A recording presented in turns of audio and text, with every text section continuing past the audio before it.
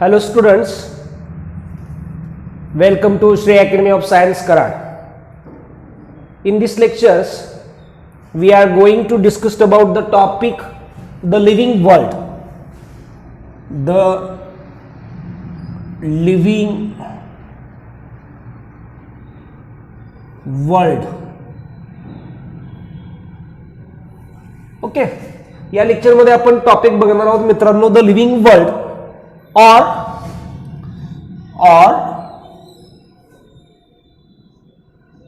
diversity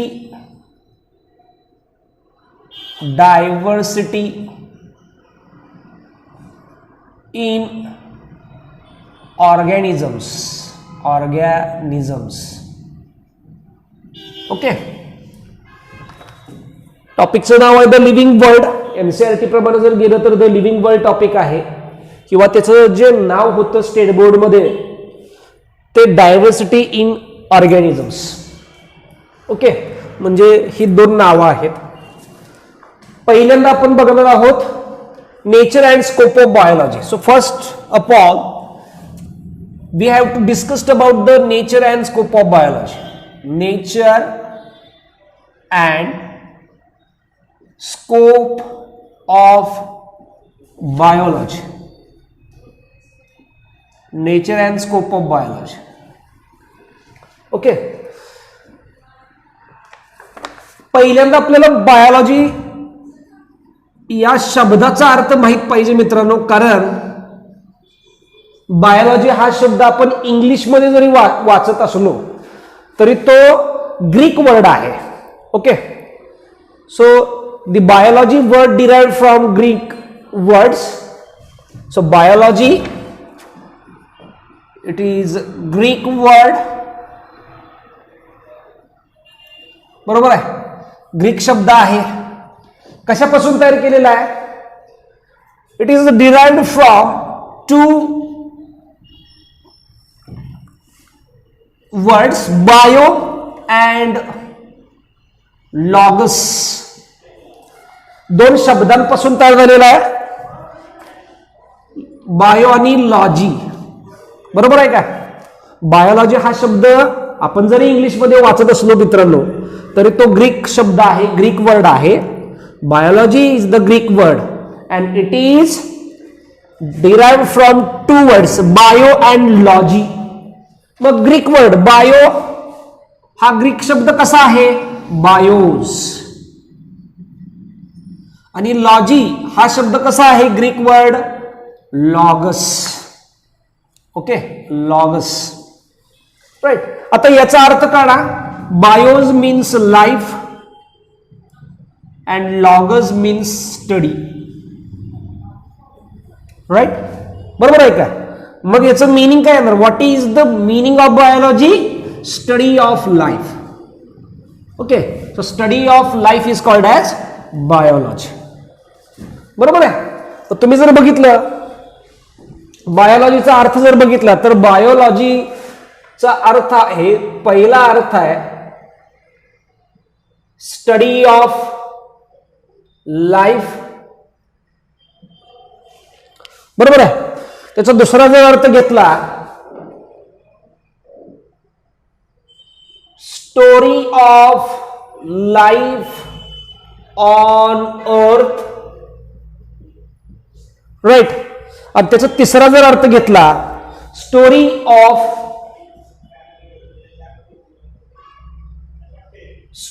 of evolutions of living organism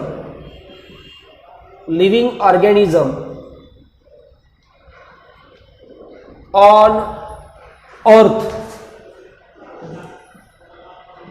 बरोबर आहे. पहिल्यांदा तुम्हाला माहित पाहिजे बायोलॉजी हा ग्रीक वर्ड आहे. मग कसं तयार झालं? आपण जरी इंग्लिश मध्ये वाचत असलो बायोलॉजी तरी तो ग्रीक वर्ड आहे. कसं तयार झालेला आहे? बायो आणि लॉजी या दोन शब्दांपासून तयार झालेला आहे. मग ग्रीक वर्ड बायोचा ग्रीक वर्ड काय आला? बायो म्हणजे ग्रीक वर्ड बायोज. लॉजीचा ग्रीक वर्ड काय आला? लोगोज. बायोज म्हणजे इंग्लिशमध्ये मीनिंग लाईफ, लोगोसचा इंग्लिशमध्ये मीनिंग स्टडी. सो बायोलॉजी म्हणजे काय? Study of life is called as biology. So हे मिनिंग आले study of life. Okay, second meaning is the story of life on earth and third meaning is the story of evolution of living organism on earth. पहिला अर्थ आहे पृथ्वीवर जीवाचा अभ्यास करणे.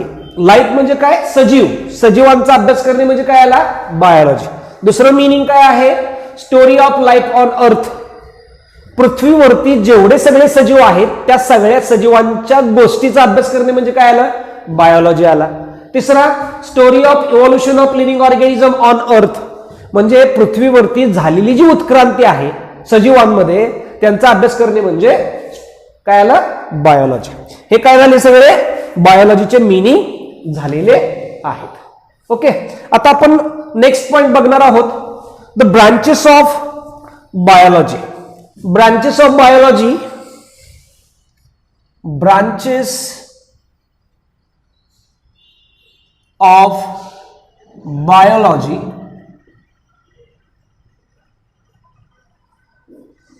There are two main branches of biology. First one is the botany and the second one is the zoology. Botany and second one is the zoology. बरोबर आहे. Biology म्हणजे जीवशास्त्र. जीवशास्त्राच्या दोन शाखा आहेत. बायोलॉजीचे दोन ब्रांचेस आहेत. पहिली ब्रांच म्हणजे बॉटनी आणि दुसरी ब्रांच म्हणजे zoology. Okay, botany is also Greek word, right.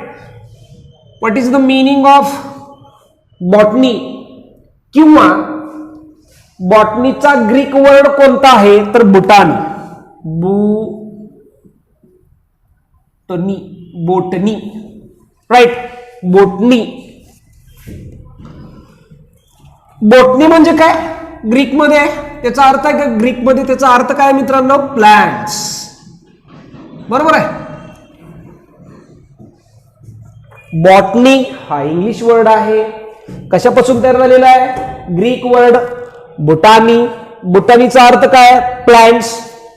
Okay, म्हणजे काय आलं? What is the meaning of botany? Study of plants is called botany. Zoology, zoo means animals. Zoo means animals. Logos means study. काय आलं? Zoology. Study of animal is called zoology. बरोबर आहे का? या पद्धतीने म्हणजे botany plants, study of plants is called as the botany. Zoology, zoo means animals, logos means study. So study of animals is called as the zoology. एक गोष्ट या ठिकाणी लक्षात ठेवा मित्रांनो, बॉटनीला फायटोलॉजी हा सुद्धा शब्द वापरला जातो. फायटोलॉजी तुम्हाला मी ब्रांचेस ऑफ बायोलॉजी मध्ये दिलेला आहे किंवा तुम्ही बघू शकता. Phyto means plants, right. Phyto means plants. Logos means study. So study of plants काय? बॉटनी किंवा फायटोलॉजी या पद्धतीनं. ओके, समजलं या ठिकाणी. Branches of biology, there are two branches of biology, botany and zoology. Botany, the word derived from the Greek word botany. Botany means plants, so study of plants is called as the botany. Zoology, zoo means animals, logos means study. Study of animals is called as the zoology. Botany, it is also called as phytology. Phytos means plants and logos means study. So study of plants is called as the phytology. हे झाले वेगवेगळे branches. Okay, next आपण बघणार आहोत fathers of various branches. Fathers of various branches. Okay, first we have to know about the father of biology. Second, father of botany. Third, father of zoology. एवढे fathers आपल्याला माहित पाहिजेत. जीवशास्त्राचा पितामह, वनस्पती शास्त्राचा पितामह, प्राणीशास्त्राचा पितामह. लक्षात ठेवा बायोलॉजी म्हणजे काय आला? जीवशास्त्र. 11वीच्या विद्यार्थ्यांना हे माहित पाहिजे, कारण हे पुन्हा आयुष्यभर लक्षात ठेवायचं आहे. बायोलॉजीचा मराठी अर्थ काय आला? जीवशास्त्र. बॉटनीचा वनस्पतीशास्त्र. बरोबर आहे. आणि झुलॉजीचा प्राणीशास्त्र. सायन्स आहे ना, सायन्स आहे म्हणून शास्त्र हा शब्द शेवटी आलेला आहे. ओके, बघा, who is the father of biology? Aristotle. Aristotle, right. So the father of biology is the Aristotle. Father of zoology is the Aristotle.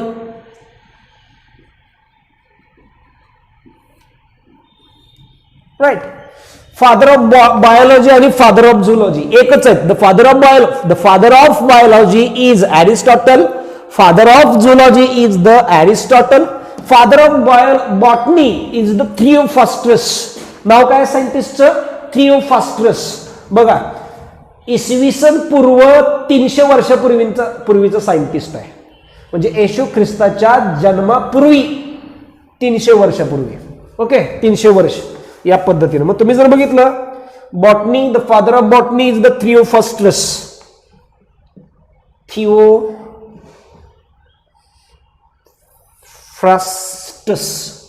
थिओफ्रास्टस, right, या पद्धतीने. Okay, any doubt? Next,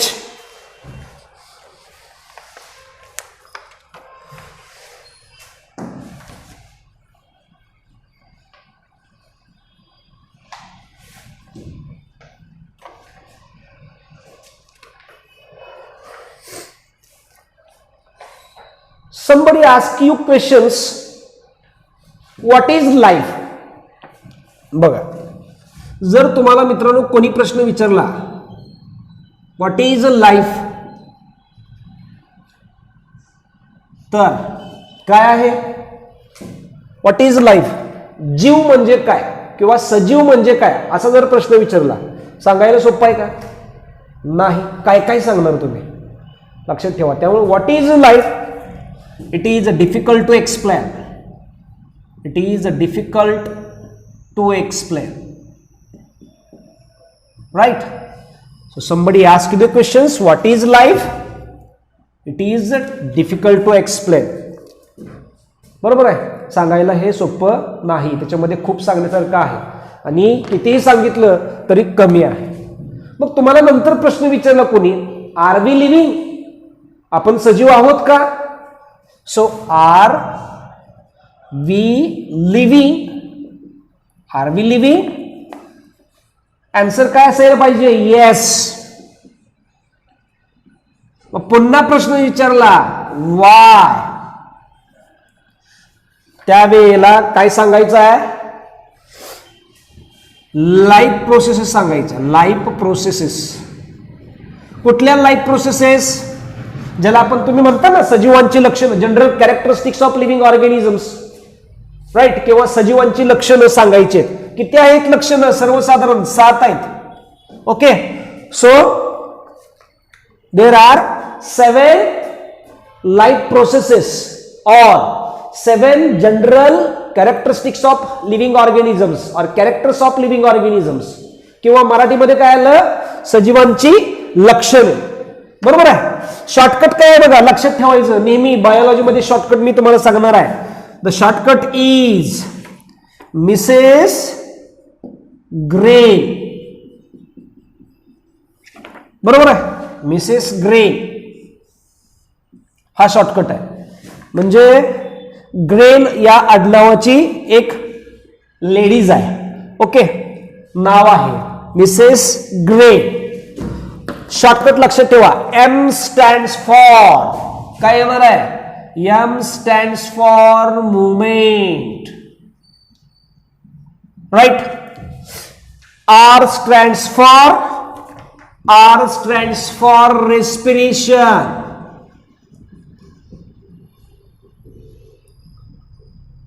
third, S stands for sensitivity.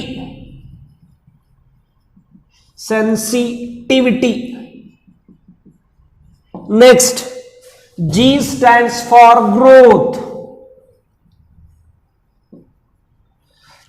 R stands for reproduction.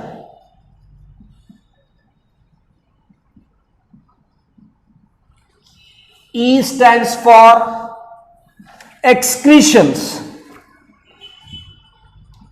Excretion. Right? And N stands for nutritions. N stands for nutritions. Okay? झाले का साथ? M stands for movement, R stands for respiration, S stands for sensitivity, G stands for growth, R stands for reproduction, E stands for excretion, N stands for nutritions. These are the 7 life processes. So, somebody asks you a question, what is life? It is difficult to explain. Okay? Next, then somebody asks you, are we living? At that time, we says yes. Why? At that time, you have to explain the different 7 life processes. Okay? And the shortcut is Mrs. Grain. Shortcut काय आला मित्रांनो? Mrs grain. मग सांगा, M stands for movement, R stands for respiration, N stands for sensitivity, G stands for growth, R stands for reproduction, E stands for excretions, N stands for nutritions. Okay, या पद्धतीने बरोबर आहे. Movement Marathi अर्थ आहे हालचाल. सजीव, जेवढे सगळे सजीव आहेत ते हालचाल करतात. बरोबर आहे. रेस्पिरेशन श्वसन. सेन्सिटिव्हिटी याला म्हटलं तर response to stimuli. Response to stimuli. बरोबर आहे. त्याला मराठीमध्ये चेतना क्षमता असं म्हटलं जातं. बरोबर आहे. त्याच्यानंतर G stands for growth. R growth म्हणजे काय? वाढ. R stands for reproduction. Reproduction म्हणजे प्रजनन. E stands for excretions. उत्सर्जन असं म्हटलं जातं. उत्सर्जन. आणि N stands for nutritions. Nutritions म्हणजे पोषण. राईट. नेक्स्ट, आता हे जेवढे सगळे जनरल कॅरेक्टरिस्टिक्स ऑफ लाईफ किंवा लाईफ प्रोसेसेस आहेत त्याच्यामध्ये मोस्ट इम्पॉर्टंट लाईफ साठी लागणारे मोस्ट इम्पॉर्टंट कुठले आहेत? First one is the metabolism. Metabolism. Right. म्हणजे हे सोडून बाकीचे बघा. मेटाबॉलिझम. त्याच्यानंतर सेल्युलर ऑर्गनायझेशन.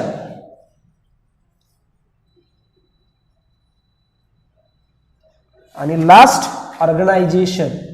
आणि लास्ट काय आला? Consciousness. Consciousness and sensitivity meaning is the same. Consciousness म्हणजे चेतना क्षमता. सेल्युलर ऑर्गनायझेशन म्हणजे तुम्ही जर बघितलं, every living organisms is made up from cells. Metabolism हे बॉडीमध्ये घडतं आपल्याला. ओके. मेटाबॉलिझम म्हणजे काय बघा, एखाद्या सजीवाच्या शरीरामध्ये घडणाऱ्या सगळ्या रासायनिक क्रियांना एकत्रितपणे काय म्हणतो आपण? मेटाबॉलिझम असं म्हणणार आहे. Okay. So what is mean by metabolism? Sum total of all reaction present in the body of organisms.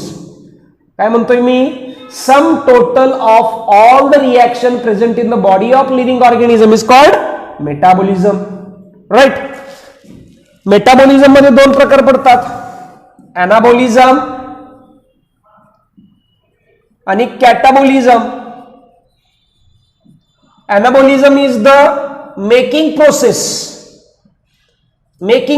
एनाबॉलिझम is the making process. एनाबॉलिझमच्या रिएक्शन मध्ये काहीतरी तयार केलं जातं आणि कॅटाबॉलिझमच्या रिएक्शन मध्ये ब्रेक केलं जातं. Breaking process. So anabolism, metabolisms are divided into 2 types, anabolism and catabolism. Anabolism is the making process, catabolism is the breaking process. Okay. Metabolism, anabolism plus catabolism यांना काय म्हणणार आहे? मेटाबॉलिझम.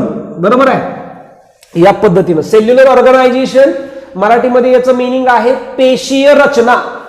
7वी किंवा 8वी मध्ये तुम्ही अभ्यास केलेला आहे. आणि कॉन्शियसनेस म्हणजे चेतना क्षमता. कॉन्शियसनेस म्हणजे काय?